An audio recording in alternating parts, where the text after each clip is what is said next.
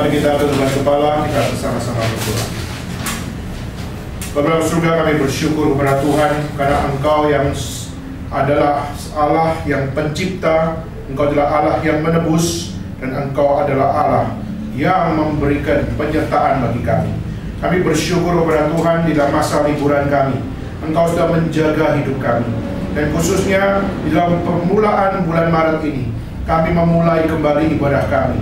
Ya, biarlah Engkau yang bertahta memimpin ibadah kami, dan biarlah Tuhan sendiri yang dipermuliakan melalui persekutuan kami yang kecil ini.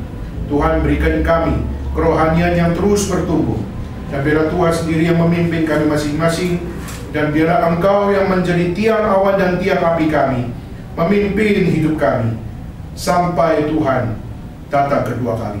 Kami menyerahkan pemberitaan firman Tuhan pada hari ini. Kami menyerahkan akan setiap apa yang akan kami dengar. Di dalam nama Tuhan Yesus Kristus, kami menyerahkan pemberitaan firman Tuhan pada hari ini. Di dalam nama kami berdoa. Amin. Baik sekalian, kita bersyukur kita bisa kembali beribadah dan kembali memiliki akan satu worship di hadapan Tuhan. Maka saya akan mengajak saudara membuka di dalam bagian dalam kitab suci, dan kali ini saya akan mengajak saudara untuk melihat di dalam Matius pasal yang ke-6. Kita akan bersama-sama hari ini akan masuk ke pembahasan Matius pasal yang ke-6, dan saya akan mengajak saudara membaca ayat 24 sampai ayat yang ke-34. Kita akan membaca dari ayat 24 sampai ayat yang ke-34. Mari kita membaca bersama-sama Matius pasal 6 ayat 24 sampai ayat yang ke-34. 1, 2, 3. Tak seorang pun dapat mengabdi kepada dua Tuhan, karena jika demikian ia akan membenci yang seorang dan mengasihi yang lain, atau ia akan setia kepada yang seorang dan tidak mengindahkan yang lain. Kamu tidak dapat mengabdi kepada Allah dan kepada Mammon. Karena itu aku berkata kepadamu, janganlah khawatir akan hidupmu, akan apa yang hendak kamu makan atau minum, dan janganlah khawatir pula akan tubuhmu, akan apa yang hendak kamu pakai. Bukankah hidup itu lebih penting daripada makanan, dan tubuh itu lebih penting daripada pakaian? Pandanglah burung-burung di langit yang tidak menabur dan tidak menuai dan tidak mengumpulkan bekal dalam lumbung, namun diberi makan oleh Bapamu yang di surga. Bukankah kamu jauh melebihi burung-burung itu? Siapakah di antara kamu yang karena kekhawatirannya telah menambahkan sah-sah saja pada jalan hidupnya? Dan mengapa kamu khawatir akan pakaian? Perhatikanlah bunga bakung di ladang yang tumbuh tanpa bekerja dan tanpa meminta. Namun aku berkata kepadamu, Salomo dalam segala kemegahannya pun tidak berpakaian seindah salah satu dari bunga itu. Jadi jika demikian Allah mendandani rumput di ladang yang hari ini ada dan besok dibuang ke dalam api, tidakkah ia akan terlebih lagi mendandani kamu, hai orang yang kurang percaya? Sebab itu janganlah kamu khawatir dan berkata, apakah yang akan kami makan, apakah yang akan kami minum, apakah yang akan kami pakai? Semua itu dicari bangsa-bangsa yang tidak mengenal Allah. Tetapi Bapamu yang di surga tahu bahwa kamu memerlukan semuanya itu. Tetapi carilah dulu kerajaan Allah dan kebenarannya, maka semuanya itu akan ditambahkan kepadamu. Sebab itu janganlah kamu khawatir akan hari esok, karena hari esok mempunyai kesusahannya sendiri. Kesusahan sehari cukuplah untuk sehari. Maka saudara, hari ini saya akan men-sharingkan akan satu hal, yaitu 3 reason atau 3 alasan kita tidak khawatir di dalam hidup ini. Maka kalau kita melihat saudara, hal kekhawatiran selalu menjadi satu hal yang dekat dengan kita. Di saat saudara dari Indonesia datang ke Taipei atau saudara datang ke Taichung, saudara naik akan pesawat terbang. Mungkin pesawat yang saudara naik adalah pesawat yang baru jatuh kemarin, ya. Mungkin Air Asia yang saudara naik dan akhirnya saudara, waduh sungguh mati gua naik Air Asia, nanti kok jatuh gimana? Gitu selain itu kan. Lalu akhirnya saudara, saya waktu datang ke Taipei kemarin, saya naik Trans Asia Airways yang baru jatuh kemarin. Nah kepala suku, Setiap orang akan berkata, waduh, pesawat ini yang kemarin jatuh, kita khawatir tidak? Saya khawatir sekali.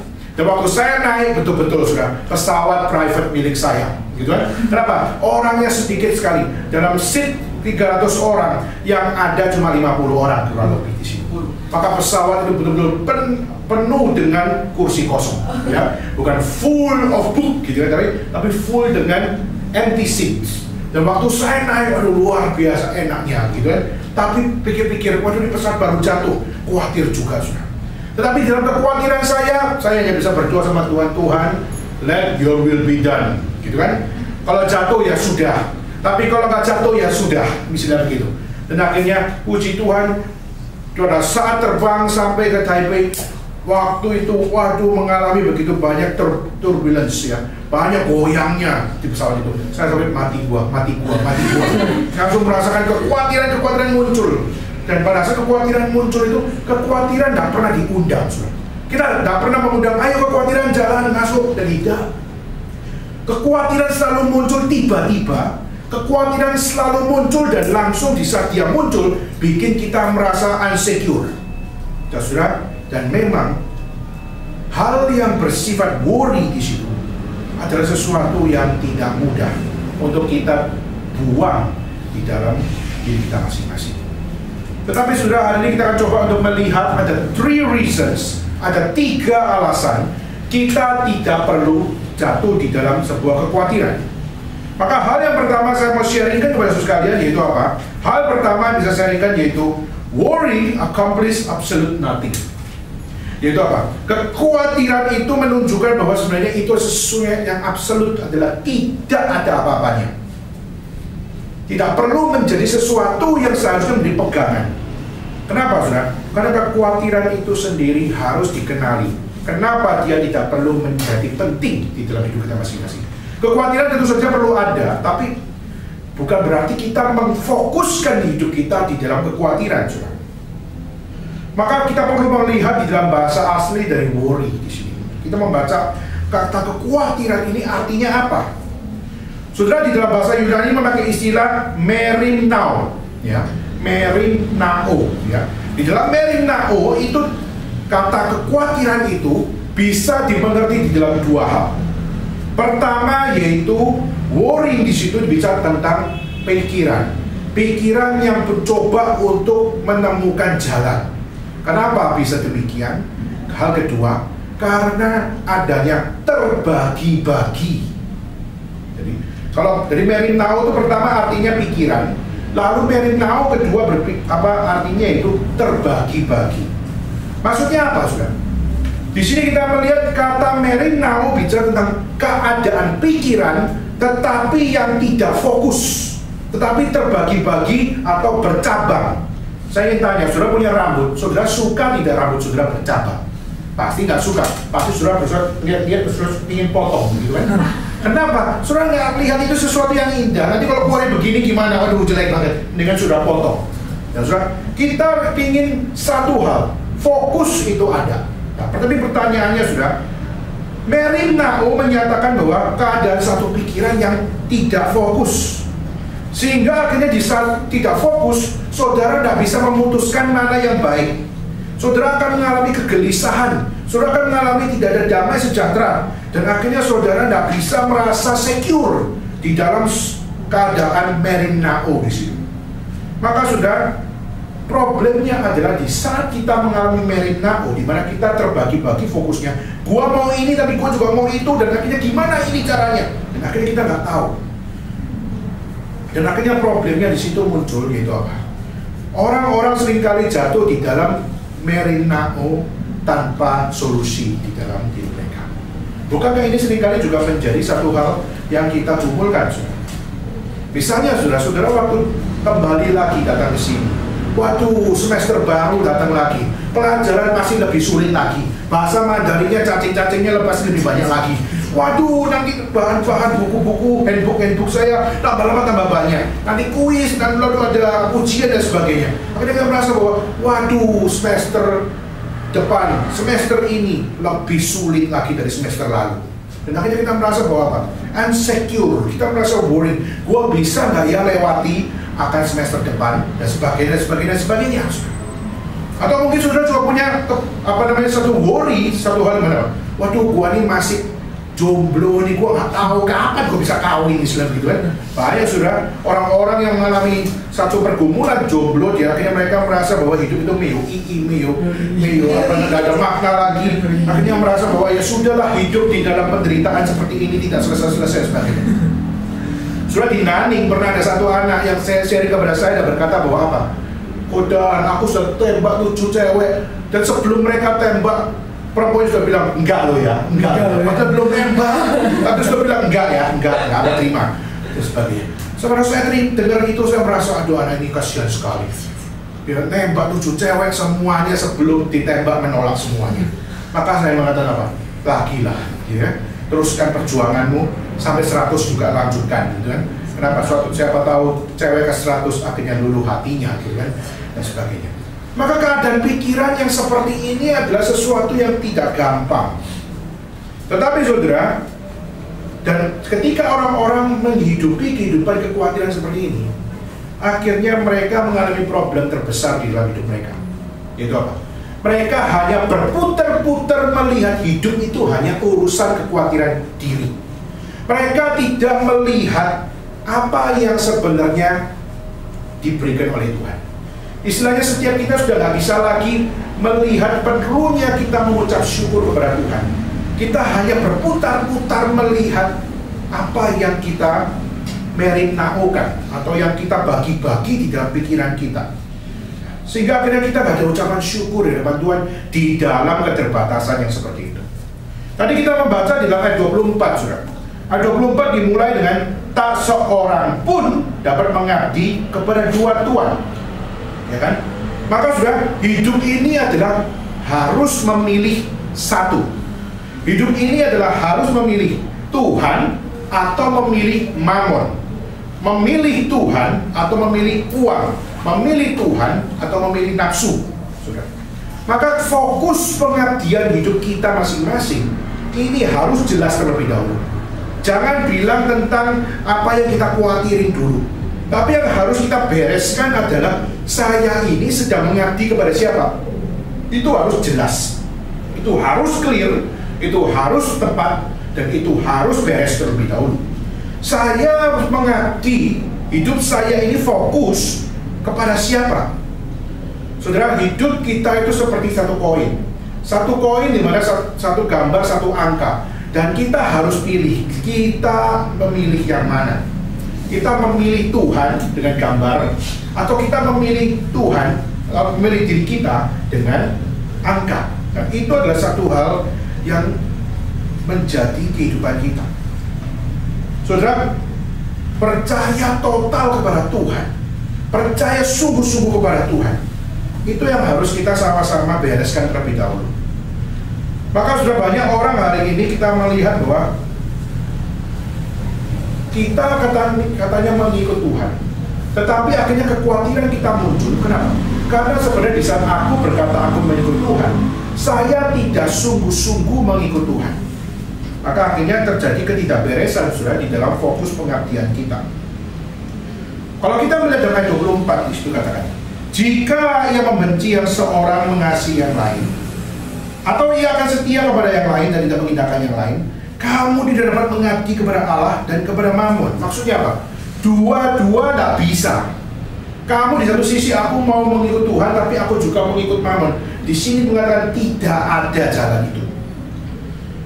Kenapa, saudara? Karena Mammon tidak bisa menjadi bagian di dalam engkau mengikut Tuhan.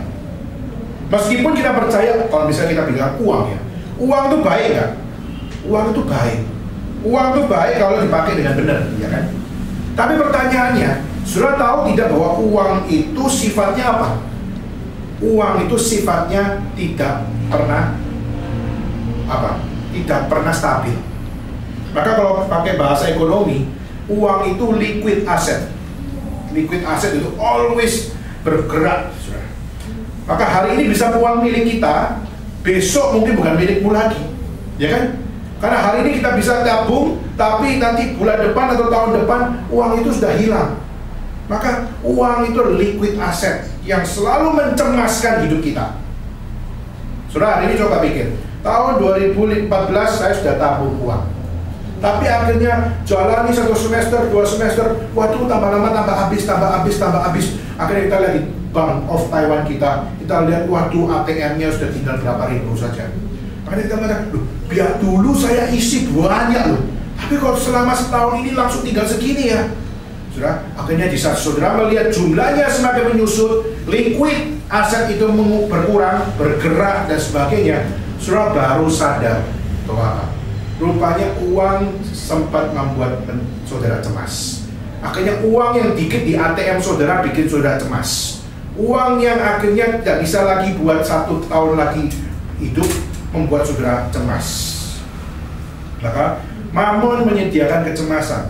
Mamon menyediakan sebuah merenau, pikiran yang tidak tidak fokus dan akhirnya membuat saudara gelisah. Saudara, di satu sisi kita percaya bahwa apa? Bahwa uang itu baik. Tetapi kita juga harus menyadari bahwa kalau hidup kita hanya memegang uang saja, maka saudara akan selalu cemas. Seperti orang-orang kaya hari ini. Banyak orang-orang kaya punya uang, tapi di dalam kekayaan mereka justru stres. Kenapa? Karena mereka nggak tahu uangnya harus diapain. Lalu gimana di manage? Maka saudara, orang yang manage uang itu sangat-sangat tidak mudah. Maka saudara, mengikut Tuhan tidak bisa dengan kecemasan mamon. Mengikut Tuhan bukan berarti kita menduakan Tuhan di dalam kita mengikuti. Berarti di sini mamon perlu tidak? Mamon perlu. Uang perlu tidak? Perlu. Nafsu perlu tidak? Perlu. Tapi pertanyaannya bukan berarti kita nggak perlu semuanya itu, tapi prioritas kita, ya. Tapi prioritas kita harus first thing first-nya kembali. Siapa yang menjadi utama di dalam hidup kita masing-masing? Saya mengikuti yang liquid itu atau saya mengikuti yang absolut? Kalau mau mengikuti yang absolut, satu-satunya yang absolut adalah Tuhan sendiri. Kalau hal yang liquid itu adalah sesuatu yang bersifat mamon. Maka hari ini seringkali kita menjadi orang yang mengikut Tuhan, kita menjadikan Tuhan sebagai apa? Sungguhkah kita menomorsatukan Tuhan dan kita menomorduakan mamon di dalam fokus kita? Realitanya enggak. Kita mengatakan aku orang Kristen, aku melayani Tuhan, tapi saudara, kita seringkali menjadikan Tuhan bukan menjadi Tuhan, tapi kita seringkali menjadikan Tuhan sebagai medianya supaya kita dapat mamon. Gua kalau jadi Kristen maka Tuhan akan berikan berkat Tuhan. Kalau aku jadi orang Kristen maka aku dapat uang lebih banyak lagi. Itu namanya Tuhan bukan menjadi Tuhan, tapi kita menjadikan Tuhan sebagai media supaya saya dapat mamon. Dan itu luar biasa kurang ajar. Jangan dikira bahwa Tuhan adalah mesin ATM yang sudah bisa masukin, lalu akhirnya sudah isi PIN, setelah itu akhirnya sudah mau, Tuhan aku mau 2.500, keluarin ya, langsung keluar, langsung, oh Tuhan, puji Tuhan. Tuhan itu jadi cuma dari mesin ATM doang. Dan itu luar biasa saudara. Pikiran kita mamon di dalam hidup kita sebagai orang Kristen. Saudara harus ingat bahwa Allah adalah Allah yang solid, yang absolut. Dan di dalam pekerjaannya Dia selalu setia. Mamon tidak akan pernah setia. Maka saudara, orang yang hidup di dalam Tuhan tidak peduli uangnya ada atau tidak, tidak peduli uangnya banyak atau sedikit, tidak peduli liquid asetnya berubah-ubah, kita tidak perlu jatuh dalam sebuah kekhawatiran. Kenapa? Karena kita tahu fokus pengabdian kita bukan kepada mamonnya, tapi fokus pengabdian kita adalah kepada Tuhannya. Maka income saudara, pendapatan saudara boleh naik turun, tapi one for sure adalah saudara harus tahu dedikasi hidup saudara adalah hidup di tangan Tuhan, ya kan? Maka saudara, kalau kita jelas tentang ini, saudara tidak akan khawatir. Awalnya saya terhadap Emery di Taichung, awalnya saya khawatir. Kenapa? Karena pertama kali saya belajar untuk memulai akan persekutuan yang ada di tempat ini, saya pertama kali adalah hanya saya minta satu rekan untuk berdoa bersama dengan saya, yaitu Ana. Saya minta Ana, kamu di Taichung, saya ada di Shanghai. Kita sama-sama doa, minta supaya persekutuan yang kecil kita bisa sama mulai. Dan waktu saya doa sama dia doa dengan saya, dan bisa di dalam berapa minggu, akhirnya dia berkata, kami siap. Nah, kepada dia berkata kami siap, saya langsung berkata, oke, kita mulai. Mau kecil-kecil tidak apa-apa, yang penting kita mulai dari kecil. Kita minta Tuhan kasih kekuatan. Dan saudara, di saat Ana meninggal dunia, saya khawatir sungguh-sungguh. Kenapa? Karena rekan doa saya sudah meninggalkan saya. Dan waktu itu saya merasa, Tuhan, apa yang dipimpin Tuhan? Apakah persekutuan ini bisa berhasil? Karena apa? Karena persekutuan bisa tetap dewasa, bisa tetap eksis adalah di saat ada yang rela berdoa dan rela bekerja, rela melayani, dan rela untuk terjun. Dan waktu itu saudara, saya tidak tahu. Tapi kita bisa melewati sampai hari ini. Dan akhirnya saya tahu bahwa umpamanya kekhawatiran saya adalah kekhawatiran manusia yang sebenarnya tidak perlu ada. Kenapa? Karena di saat Tuhan menjadi fokus dedikasimu, Tuhan yang menjaga persekutuan ini, bukan manusia yang memulai. Maka di situ akhirnya saya sadar, saya khawatir, tapi dalam kekhawatiran saya harus belajar beriman kepada Tuhan.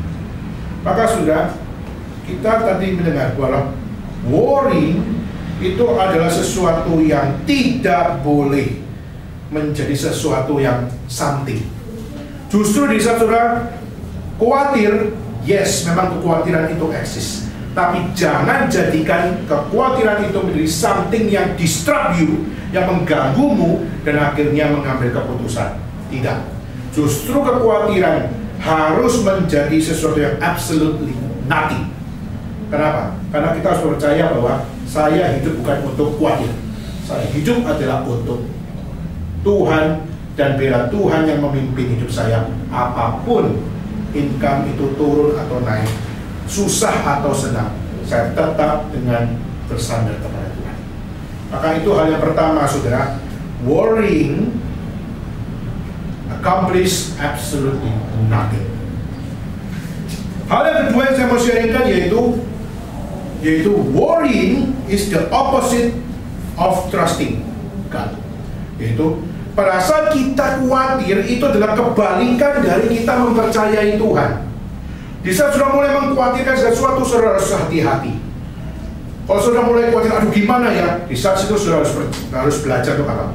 Ini pada saat saya khawatir dengan tetap percaya Tuhan, atau saya khawatir dan akhirnya mempertanyakan Tuhan. Ini harus menjadi sesuatu yang beres dalam hidup kita. Kenapa? Karena kita seringkali di dalam kekhawatiran kita tidak lagi melibatkan Tuhan. Kalaupun saudara melibatkan Tuhan, saudara cuma menjadikan Tuhan itu di dalam area gambling, ya kan? Di dalam area gambling, ya udah Tuhan tolong lo ya, tolong. Seringkali kita melakukan itu. Saudara, worrying adalah sesuatu hal sehingga kita tidak lagi mempercayai Tuhan. Saudara, kalau memang terjadi sesuatu yang tidak kita inginkan, kalaupun itu terjadi, saya ingin tanya, saudara bisa apa? Di saat ada hal yang terjadi, tidak saudara inginkan, tapi toh saudara tidak bisa melarikan diri dari situ. Di saat pesawat Transasia yang kemarin jatuh itu, baru terbang sebentar lalu akhirnya jatuh. Ya. Waktu itu saudara, orang-orang di dalam tidak pernah kepikir bahwa apa? Saya akan jatuh, pesawatnya akan jatuh, suhu mati. Gua tetap dengan naik pesawat, lalu waktu mau naik semua langsung tidur. Tapi mana sangka di dalam tiduran mulai miring dan akhirnya jatuh. Mereka tidak pernah pikirkan. Soalnya kalau memang terjadi, kita nggak bisa apa-apa. Kenapa? Karena semua itu adalah di luar kendali kita. Maka di situ kekhawatiran itu adalah sesuatu yang memang eksis, saudara. Tetapi ada satu hal yang saudara harus kita sama-sama belajar. Matius pasal 6 ayat 26. Dikatakan 25, sorry. Jangan khawatir akan hidupmu.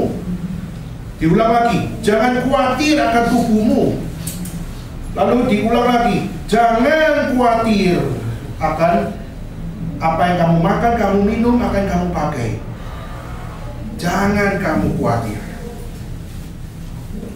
Lalu akhirnya dipakai sebuah metafor, saudara, di situ. Ada satu metafora, yaitu apa? Ayat 26.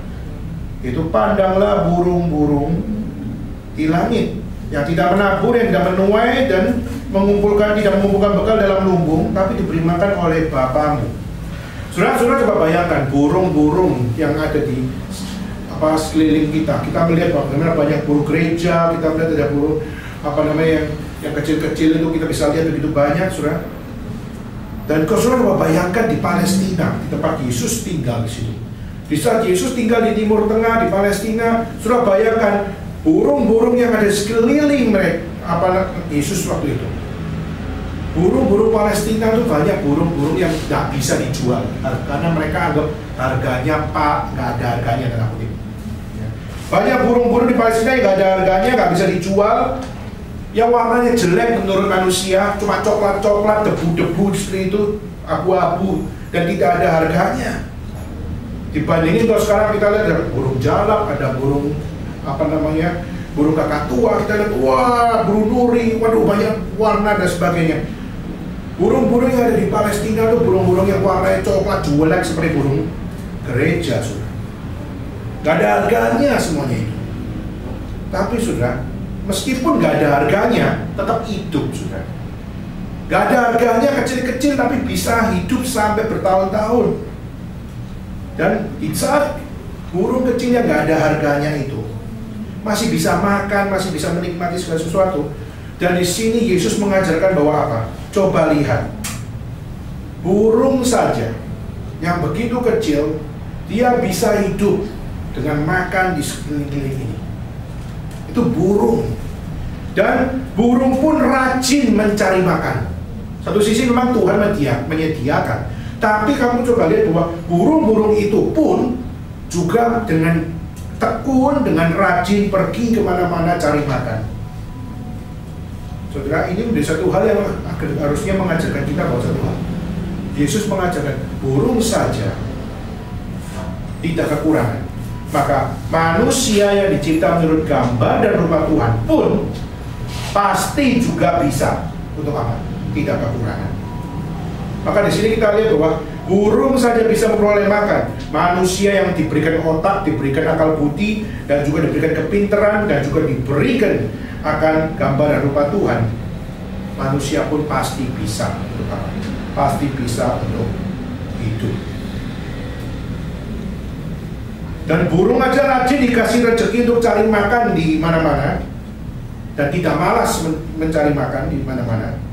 Kita pun sebagai manusia, kita juga harus bisa rajin untuk cari makan. Kita pun juga bisa fokus dan percaya bahwa saya bisa mencari makan karena Tuhan pasti kasih saya makan.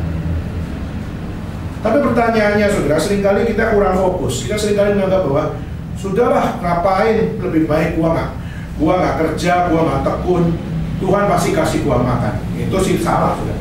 Kenapa? Burung aja Tuhan kasih makan, tapi burung pun mencari makan. Dan kita pun sebagai manusia, kita diberikan makanan oleh Tuhan, diberikan berkat sama Tuhan, yes. Tapi untuk memperoleh berkat Tuhan pun, saudara pun harus tekun mencarinya. Dan mesti untuk aktif bergerak. Supaya apa? Supaya saudara menemukan makanan yang disediakan oleh Tuhan. Jangan berharap bahwa Tuhan selalu, nih Daniel, gua kasih, plok, dan kayak kita, thank you Tuhan. Tidak. Anugerah yang Tuhan berikan, makanan yang Tuhan berikan, semuanya diberikan pada kita. Tapi melalui setiap pekerjaan kita, melalui setiap apa yang kita perjuangkan, itulah berkat yang Tuhan berikan supaya kita dapat beroleh makan. Jadi dengan kita memperoleh semuanya itu, dengan kita jalani semuanya itu, saudara harus semakin menyadari bahwa tidak ada yang perlu dikuatin dalam hidup ini. Jalani apa yang kau percaya dengan ketekunanmu, maka kau akan temukan apa yang menjadi jawaban di dalam kepercayaanmu mencari Tuhan. Saudara boleh percaya, boleh enggak. Saya pernah di Taiwan, saya 3 hari nggak makan nasi, nggak makan mie. Saya 3 hari cuma makan wafer. Kenapa? Karena waktu itu di dalam masa tahun 98 di mana terjadi kerusuhan di Indonesia, inflasi terjadi begitu membludak, dan kami anak-anak Indonesia yang ada di Taipei, kami tak punya uang.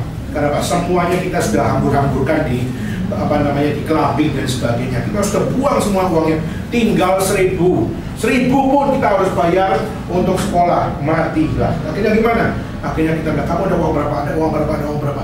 Waduh, nggak ada uang semuanya. Akhirnya bagaimana? Akhirnya sudah di dalam 1 bulan dengan 1.000 NT. Bayangin, bisa nggak hidup 1.000 di dalam 1 minggu? Kecuali sudah nggak keluar, gitu ya. Tapi di 1.000 tiap hari beli makan, Nurufan, gitu kan. Lalu beli makanan yang kecil-kecil, lalu kita makan. Setelah itu tinggal 3 hari nggak ada uang, cuma tinggal 50 coin. Aduh, mau beli apa ini? Cuma beli 1 scoop ini aja. Terus gimana? Akhirnya beli wafer. Beli wafer, kita berenam makan bersama-sama selama 3 hari. Sampai hari ketiga kita merasa, aduh sudah habis semuanya, tinggal air putih. Kita minum air putih. Kalau kita minum air putih, kita tahu Tuhan di mana pertolonganmu. Dan akhirnya apa, saudara? Puji Tuhan, Tuhan menolong. Dengan apa? Dengan kita telepon mama kita, kan? Telepon, mama nggak ada uang, mama. Nah, akhirnya apa? Mama bilang, mama pergi ke Taiwan. Dan akhirnya mama saya datang pergi ke Taiwan. Dan waktu mama saya datang ke Taiwan, nggak bisa hari ini, masih harus berapa hari lagi. Akhirnya bagaimana? Kita akhirnya, waduh gimana nih berapa hari lagi, kita nggak ada uang semuanya. Waktu itu kita harus belajar gimana caranya kita masih bisa untuk apa? Memperoleh uang, memperoleh makanan 2 hari lagi sebelum mama kami datang. Makanya apa yang terjadi, saudara? Kita bekerja, kita daftar bekerja. Waktu kita daftar kerja 1 hari langsung dapat gaji. Waktu dapat gaji di hari pertama, luar biasa senangnya. Langsung apa? Hey guys, gua dapat gajian nih, ayo kita makan bareng-bareng. Wah, langsung makan bareng-bareng. Setacan gitu kan, habis langsung uang gitu kan. Ya. Tapi namanya terhadap itu sesuatu yang indah, gitu apa? Satu hal berkat Tuhan yang kita peroleh, lalu langsung kita makan berenam, langsung kita betul-betul melihat Tuhan jawab kita. Lalu besok kita kerja lagi, bilang guys dapat lagi hari kedua, wah makan lagi. Dan akhirnya kita berdoa apa? Wah, kalau bukan dari Tuhan, siapa? Kalau bukan Tuhan yang buka jalan, siapa? Kita 2 hari yang lalu desperate, tapi akhirnya 2 hari kemudian kita melihat bagaimana Tuhan menolong. Pertolongan Tuhan pasti akan mengaktifkan kamu untuk harus belajar tekun. Di saat Tuhan akan menolong, akan mengajak saudara untuk tidak bisa hanya menerima saja, tapi saudara pun harus berjuang. Maka saudara bisa berjuang dan memperoleh berkat Tuhan. Itulah anugerah yang Tuhan berikan. Jadi anugerah itu bukan seperti pengemis, gua kasih itu sudah, tidak. Tapi Tuhan mengajar kita bukan jadi pengemis. Tuhan mengajar kita untuk menjadi pelayan yang apa? Yang bukan hanya menerima, tapi mau berjuang. Maka berjuang untuk apa, saudara? Berjuang untuk percaya kepada Tuhan di dalam kondisi yang mengkhawatirkan. Maka itu hal yang kedua, saudara. Pertama, absolutely nothing worrying. Kedua, opposite dari trusting God. Maka harus belajar untuk keep trusting di dalam mengikut Tuhan.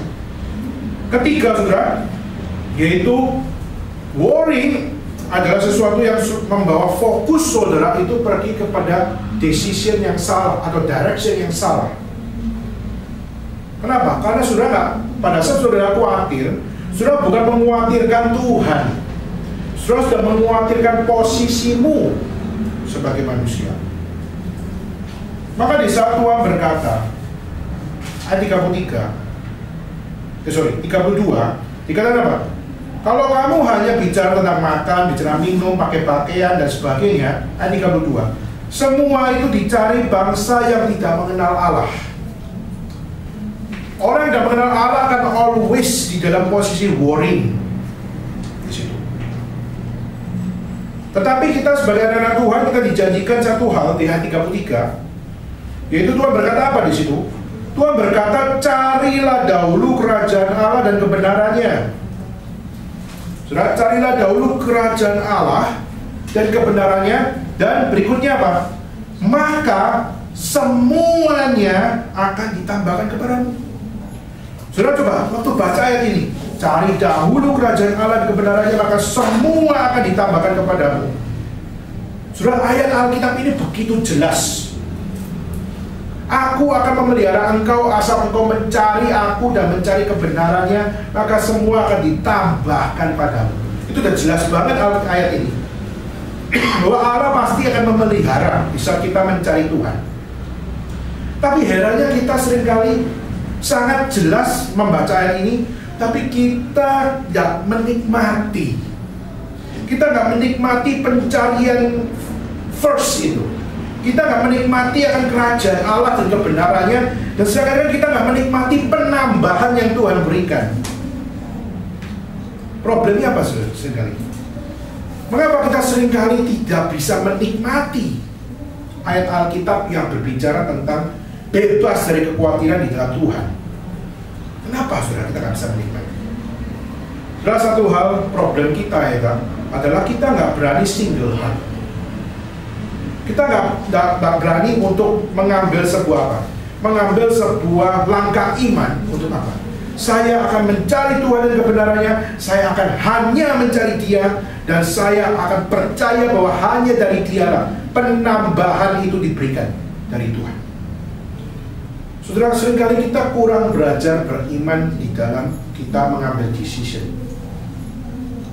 Tetapi saudara, no matter di saat saudara berpikir tentang saya nggak bisa single heart, saudara pernah menjalankan single heart itu sebenarnya. Seperti naik pesawat tadi. Waktu saudara naik pesawat, saudara tahu tidak, misalnya, waktu saudara pesan tiket, saya mau pergi ke Taichung dari Shanghai, saya mau datang ke Taichung, saya pergi beli tiket. Dan waktu saya beli tiket, saya berani bayar tiket itu dengan uang.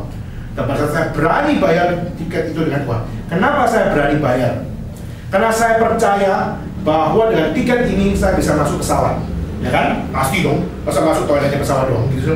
Masuk pesawat. Dan pada saat saya masuk pesawat, saya bukan hanya masuk dalam pesawat, tapi apa? Tapi pada saat saya masuk pesawat, saya percaya pesawat ini akan membawa saya dari Shanghai datang ke Taichung. Percaya dong? Saudara pasti percaya dong? You have faith kan? Saudara punya iman untuk percaya bahwa pesawat ini akan membawa saya dari Shanghai datang ke Taichung. Maka di saat saudara sampai naik pesawat itu, meskipun saudara khawatir, saudara tetap memiliki kepercayaan ya, bahwa pesawat ini akan membawa saudara ke Taichung. Dan sampai akhirnya tiba di Taichung, saudara kan sadar loh apa? Wah bener loh, gua waktu bayar tiket itu, saya dengan iman membayarnya dengan percaya bahwa pesawat ini akan membawa saya ke Taichung. Dan akhirnya saya melihat realita, saya sudah mendarat di Taichung. Maka itu adalah jawaban dari iman gue. Betul nggak? Saudara belajar beriman di situ. Belajar beriman bahwa pesawat ini akan membawa kamu ke Taichung.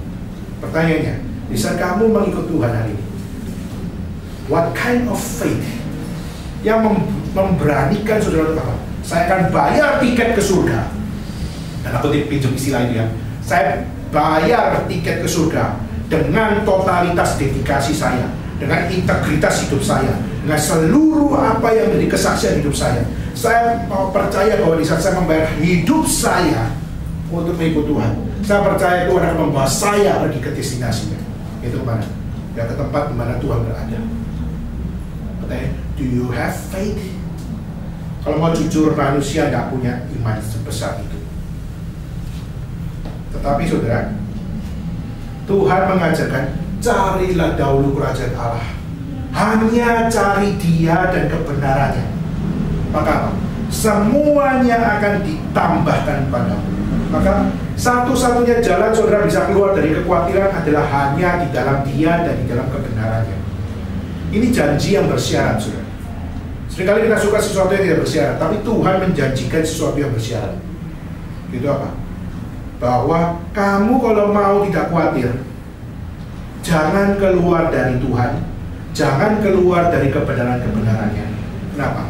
Karena kalau kamu keluar dari Tuhan dan keluar dari kebenarannya, kamu akan always cemas di dalam hidup.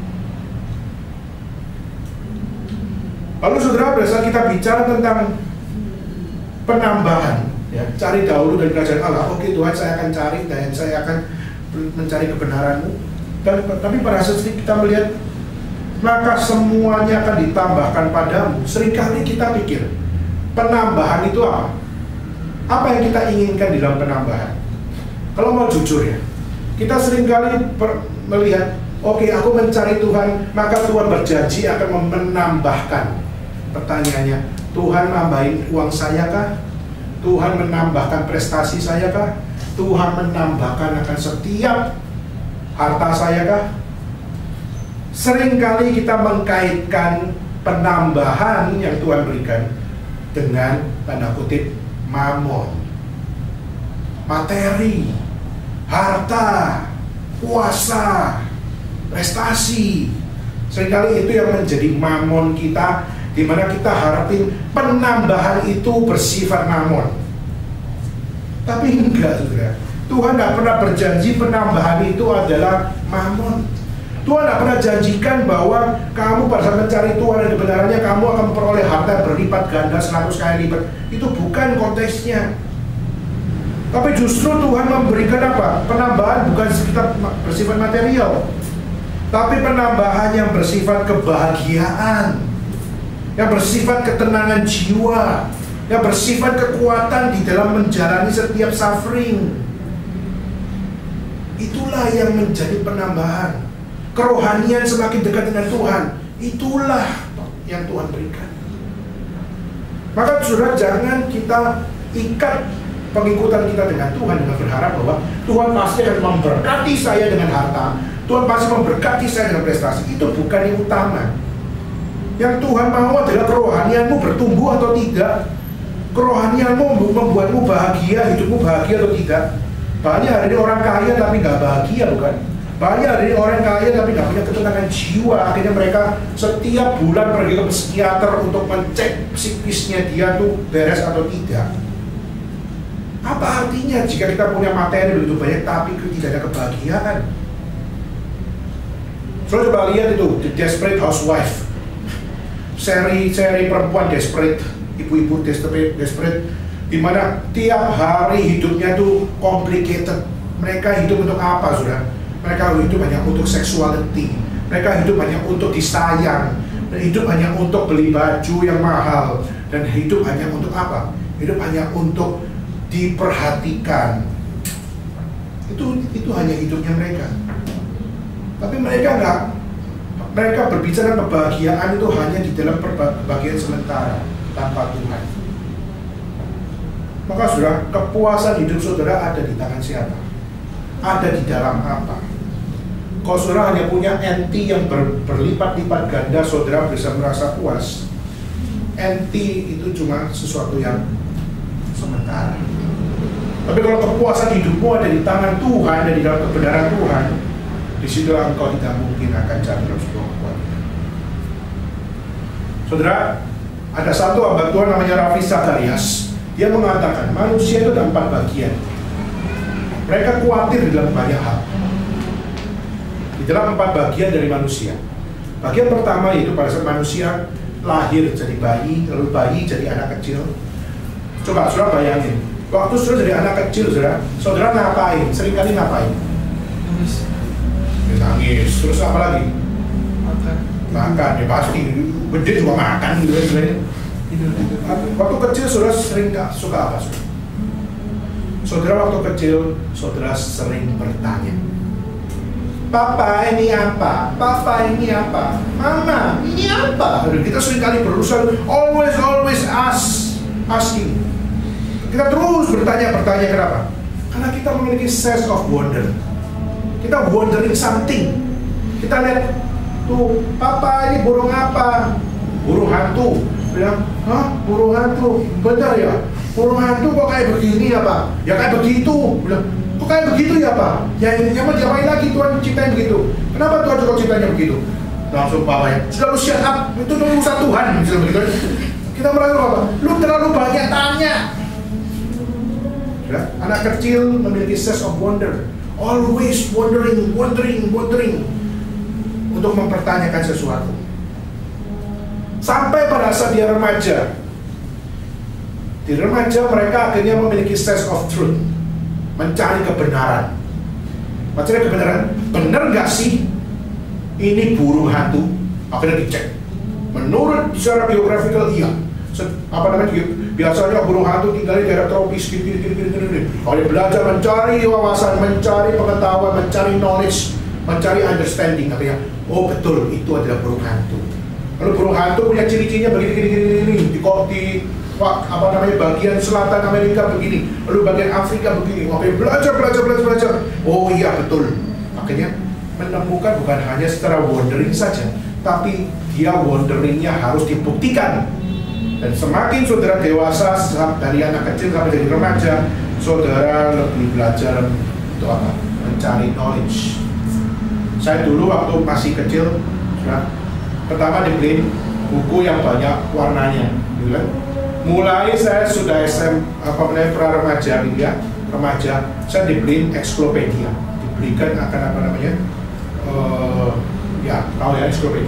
Lalu di situ saya baru lihat untuk mencoba untuk mencari definisi. Lalu diberikan kamus bergambar supaya saya mulai mencari, dan akhirnya berusaha untuk melihat connecting.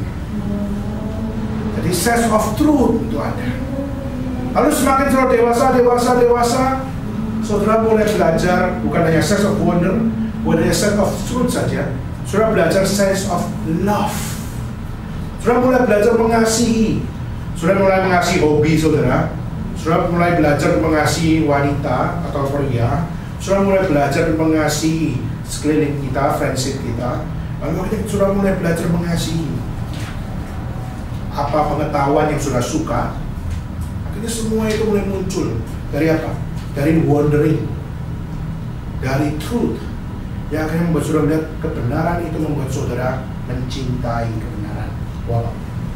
Bahwa aku butuh istri, saya butuh suami, saya butuh pacar, saya butuh teman, saya butuh hobi, saya butuh akan pekerjaan dan sebagainya. Saya belajar untuk mencintai pekerjaan saya dan sebagainya. Dan akhirnya sudah menikah dan sebagainya. Akhirnya sampai dewasa, manusia bukan hanya sense of wonder, sense of truth, bukan bicara tentang sense of love, tapi mulai bicara tentang sense of eternity. Kenapa? Sudah tahu bahwa hidupnya bau tanah. Ya. Sudah tahu bahwa hidupnya sebentar lagi akan mati. Sekarang harus lihat kepada eternity. Nanti gua masuk mana? Surga, neraka, atau nyasar ke mana? Nyasar ke laut surgawi, nyasar ke sungai surgawi dan sebagainya. Akhirnya mulai bertanya, Tuhan, adakah surga? Heaven is real or not? Dan sebagainya. Saudara kalau berdasar membaca Alkitab, saudara membaca Alkitab dan membaca apa yang firman Tuhan bukakan, saudara akan takjub melihat bahwa sense of wonder itu saudara bisa temukan di dalam kitab suci. Saudara melihat Kristus, saudara akan menemukan bahwa the sense of truth itu juga ada hanya di dalam kitab suci, itu dalam Kristus Yesus. Bisa saudara melihat salib Kristus, saudara pun juga akan amazed bahwa begitu cintanya Tuhan sama kita sampai Yesus Kristus harus mati dan segala-galanya. Dan untuk menjadikan kita menjadi orang yang aman di dalam pelukan Tuhan. Bukankah itu suatu cinta yang luar biasa? Maka saudara, di sini kita belajar untuk melihat hidup saudara dan saya yang kita seringkali khawatirkan, sebenarnya dimulai dari di saat saudara terputus dari sumber yang seharusnya. Hidup yang seharusnya penuh syukur di hadapan Tuhan, tetapi itu terputus dari sumbernya. Kenapa? Karena tidak ada Allah lagi yang menjadi hal yang kita pegang. Maka saudara, mari kita bersama-sama coba untuk melihat hidup saya adalah untuk khawatir, atau hidup saya adalah untuk di dalam Kristus dan di dalam kebenarannya. Saya berpegang di dalam.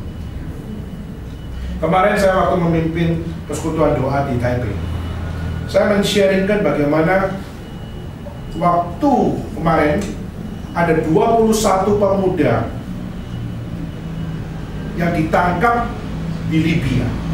Lalu 21 pemuda itu dibawa ke pinggir pantai di Laut Mediterania. Lalu akhirnya 21 pemuda itu dieksekusi, dipotong kepalanya satu demi satu. Lalu saudara, waktu itu ada satu kesaksian, satu orang, seorang ayah yang 2 anaknya ada menjadi korban dari kondisi. Jadi 2 anaknya dipotong kepalanya. Sudah bayangin, 1 anak aja udah betul-betul menyedihkan. 2 anak dipotong kepalanya. Waktu itu betul-betul sedih sekali. Keluarganya pun sedih sekali. Tapi waktu itu dia di-interview oleh satu stasiun televisi. Dia mengatakan, saya kehilangan 2 orang yang paling saya sayangi. Tetapi saya bersyukur dan saya bangga. Kenapa? Karena 2 orang ini mati bukan mati konyol, tapi 2 orang ini mati di dalam Kristus. Kenapa? Waktu direkam, waktu kejadian mau dipotong kepala, di situ apa yang terjadi? Dia berkata, Tuhan Yesus, terimalah aku. Tuhan Yesus, terimalah aku. Langsung dipotong. Tuhan Yesus, terimalah aku. Dan pada saat dia melihat rekaman itu, dia khawatir, tapi dalam satu sisi yang lain, dia melihat, aku bangga karena mereka berdua mati sebagai mati. Di saat itu mengkhawatirkan keluarga. Kenapa? Karena 2 pemuda ini adalah tulang punggung keluarga. Tapi pada saat mereka mati, justru akhirnya apa terjadi? Akhirnya Papa itu berkata apa? Saya bangga dan saya bersyukur pasukan ISIS telah membawa 2 orang ini masuk dalam kerajaan surga melalui pemotongan kepala tersebut. Lalu dia mengatakan, saya mengampuni mereka. Wah, waktu itu stasiun televisi itu berkata, kamu kok masih bisa mengampuni mereka? Bukankah itu sesuatu yang betul-betul menghancurkan hati kita masing-masing dan juga sungguh-sungguh sesuatu yang mengkhawatirkan hidup kita. Orang Kristen khawatir karena bakal dipotong seperti dia. Dia mengatakan, dipotong dan dipotong itu urusan belakang. Tapi satu hal yang one for sure yang harus kita lakukan yaitu apa? Allah mengajarkan kita untuk mengasihi orang-orang seperti itu. Orang-orang yang bengis-bengis seperti itu, kita harus mengasihi mereka. Waduh, otak gua nggak nyampe nih istilahnya. Gua disuruh mengampuni orang yang seperti begitu. Dia mengatakan bahwa apa? Saya tanya sama mama saya yang umur 60 tahun yang tidak punya edukasi yang tinggi. Lalu saya tanya sama mama saya, kalau misalnya pasukan ISIS di depanmu, yang bunuh anakmu itu ada di depanmu, kamu mau jawab apa? Mama itu berkata bahwa aku akan undang dia ke dalam rumah dan saya akan ajak dia makan dan saya akan memberitakan Yesus Kristus. Nanti kamu mati loh, kamu gak khawatir sama hidupmu. Pokoknya dia harus bertobat. That's it. Setelah waktu lalu akan di stasiun televisi itu, Bapak itu akhirnya bilang, saya mau berdoa. Saya mau berdoa untuk pasukan-pasukan ISIS itu supaya mereka bertobat. Akhirnya dia berdoa dengan bahasa Arab. Lalu dia berdoa. Saudara, kita nggak tahu apa hidupnya kelak nanti. Kita nggak tahu besok dia hidupnya akan bagaimana. Semua orang khawatir dengan Bapak ini. Kenapa? Mungkin Bapak ini yang jadi the next kepala yang akan dipotong. Tapi waktu dia berkata seperti itu, dia menyatakan bahwa buat apa saya khawatir lagi? Saya sudah percaya sama Yesus.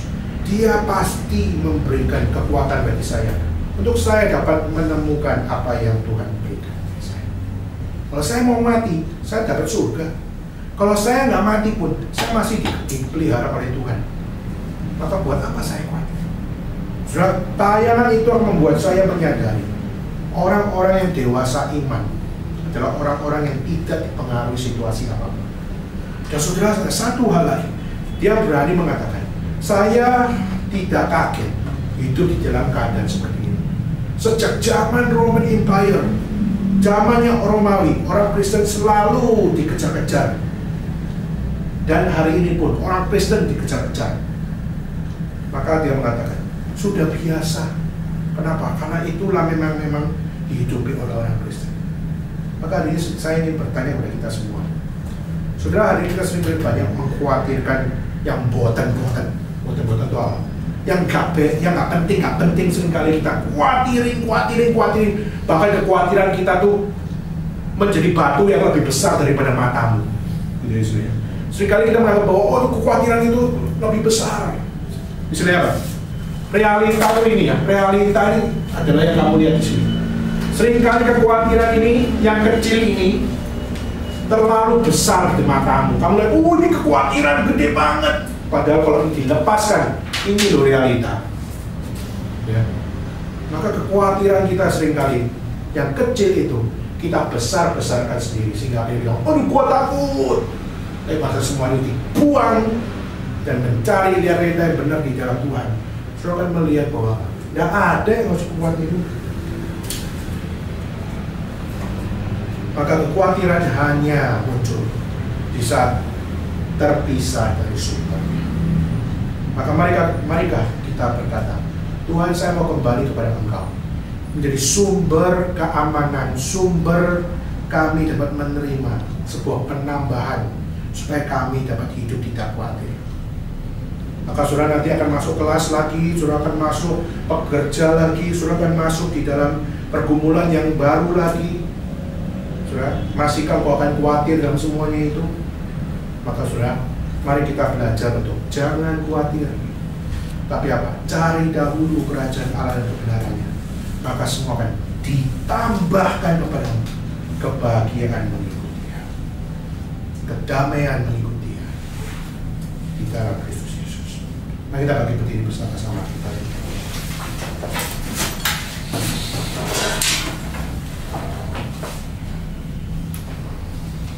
Bapak surga, kami bersyukur pada Tuhan karena Engkau yang mengajarkan kami untuk kami tidak hidup di dalam kekhawatiran dunia. Kekhawatiran seringkali menjebak kami dan berusaha untuk membuat kami melihat kekhawatiran itu worth it untuk kita khawatirkan. Tapi justru dalam Engkau dan dalam kebenaran-Mu, justru menambahkan kami untuk dengan iman melihat bahwa kekhawatiran itu tidak menjadi satu hal yang terlalu problem. Karena Engkau lebih besar daripada semuanya. Tuhan, tolonglah kami supaya kami dapat dengan lebih dewasa, dengan iman kami yang lebih dituntun oleh Tuhan, untuk kami tidak terjebak dalam semua ini, sehingga kami berkata bahwa worrying is absolute nothing. Sehingga kami dapat berkata bahwa sesuatu yang menjadi kekhawatiran itu bukanlah yang menjadi hal yang kami harus besar-besarkan. Tapi biarlah kami tetap berpegang kepada kebenaran-Mu ya Tuhan, supaya ada yang Tuhan tambahkan dengan kami bukan keluar dari Engkau, tapi kami selalu di dalam Engkau. Kami diarahkan untuk hidup seirama dengan Tuhan, sehingga kami dapat dengan puas berada di dalam setiap tuntunan. Terima kasih ya Tuhan atas gereja ini yang Tuhan berikan bagi kami. Kami bersyukur atas setiap penyertaan Tuhan. Kami juga berdoa untuk setiap kami yang di tempat ini, supaya kami satu persatu kerohanian kami bukan semakin mundur dari Tuhan, tapi biarlah kami satu persatu kerohanian kami semakin damai, semakin memiliki akan kebahagiaan di dalam Engkau, semakin dikuatkan untuk menjalani sebuah situasi yang tidak mudah. Dan bila Tuhan, kerohanian kami semakin dekat dengan Engkau, sehingga kami tahu kami bukan dipanggil oleh Tuhan untuk khawatir di dalam ini, tapi kami dipanggil untuk berani dalam kebenaran-Mu memperjuangkan hidup kami. Terima kasih ya Tuhan, tolonglah kami yang kurang beriman ini, tolonglah kami yang seringkali salah mengerti Engkau, dan biarlah segala kemuliaan kembali kepada Tuhan. Dalam nama Yesus Kristus kami berdoa. Aku percaya kepada Allah Bapa yang Maha Kuasa, langit dan bumi, dan kepada Yesus Kristus yang tunggal Tuhan kita, yang dikandung dari Roh Kudus, dari anak Maria, yang melintas sengsara di bawah pemerintahan Pontius Pilatus, disalibkan mati dan dikuburkan, turun dalam kerajaan maut. Pada hari yang ketiga bangkit pula dari antara orang mati, naik ke surga, terus ke Allah, Bapa yang Maha Kuasa. Dari sana yang akan datang untuk menghakimi orang yang hidup dan mati. Aku percaya pada Roh Kudus, gereja yang kudus dan am, persekutuan Roh Kudus, pengampunan dosa, kebangkitan tubuh dan hidup yang kekal. Amin. Amin. Silakan duduk sekalian.